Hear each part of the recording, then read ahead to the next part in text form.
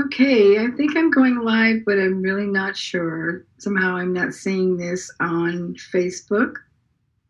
Perhaps I'm not seeing it because I don't know what I'm doing. I'm trying to get Zoom to go on over to Facebook. So if this doesn't work, I will try again straight through Facebook.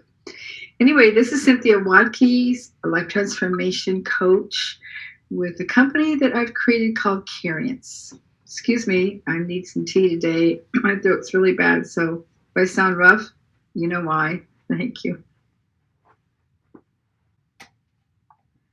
All right, Careiance. Why did I invent this new business? For the last 8 to 10 years, I've been going through a caregiving journey and quite a lot of change in my life. I worked as a office manager and marketing person with a nonprofit for 5 years, and during that time, I met my husband through that business, and we've been married about 3 years, a little over 3 years now. And during all this time, I have been reflecting off and on about the need for, within my spirit and within my heart, for some way, some avenue to help women. I'm having lived in South America and really primarily worked with women in their family issues, parenting issues, many things as women, and working with a lot of women when I was pastoring a church here in the United States and working with a Hispanic community here in North Carolina. I really missed the interaction with women. The nonprofit I was working with was a union office of the electrical union, the IBW. And every day I interacted with men, hundreds of men, and very few women. And over a period of time, it became known among the men of the local union and other people who came in and out of there that they could talk to me. And I had a huge desk. And often men would come in and take care of the business, and then they would sit down at the other side of my big desk and just want to talk. And after this went on for really months, I talked to my boss, the man who was a business manager of the IBW local union at the time in Raleigh, Durham. And I said, why is it that all these men are always coming in and talking to me about their family issues, all kinds of other things?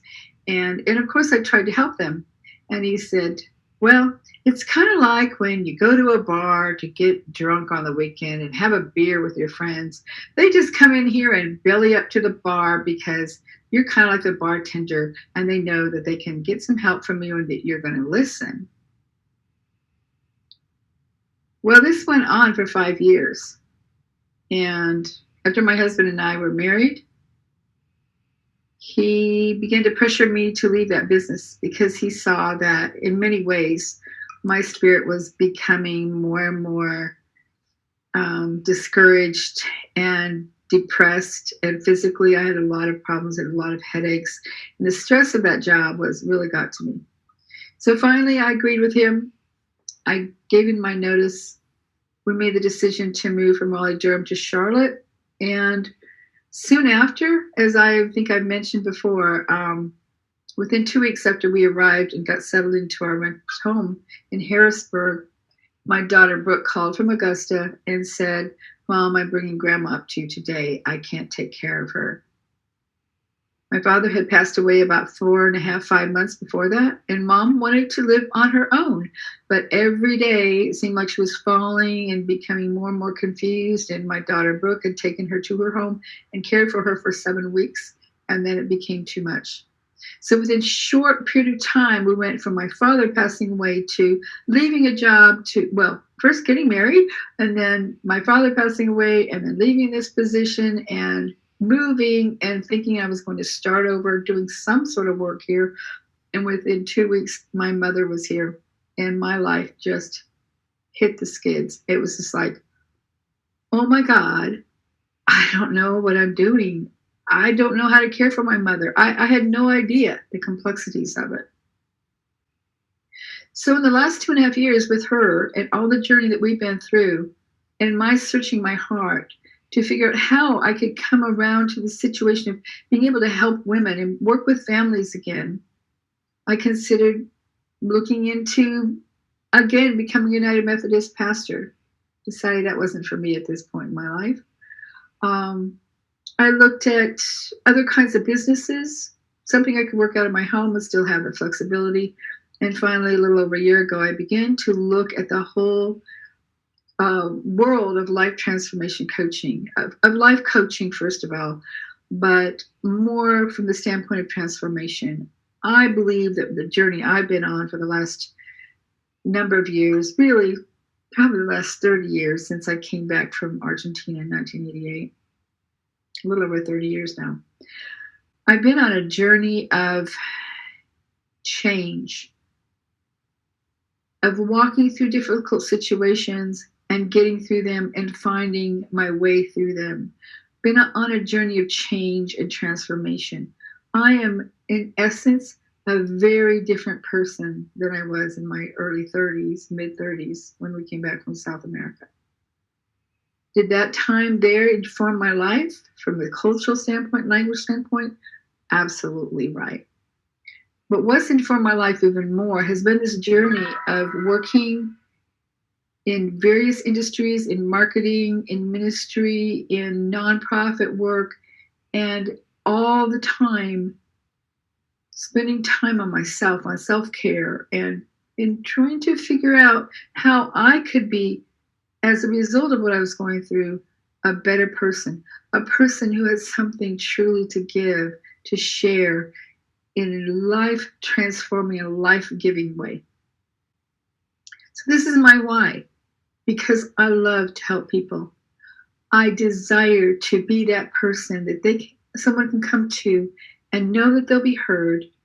I know that their information and what they share will be held in confidence, and know that they will be encouraged and loved through this. So Careiance is an extension of my whole concept of being a life transformation coach, because I've zeroed in on this niche of working with women who are either caring for their families, their children, they're caring for themselves, and they may have the added burden of caring for a family member who is elderly or is ill with a life-threatening illness, or even a child who may have very special needs.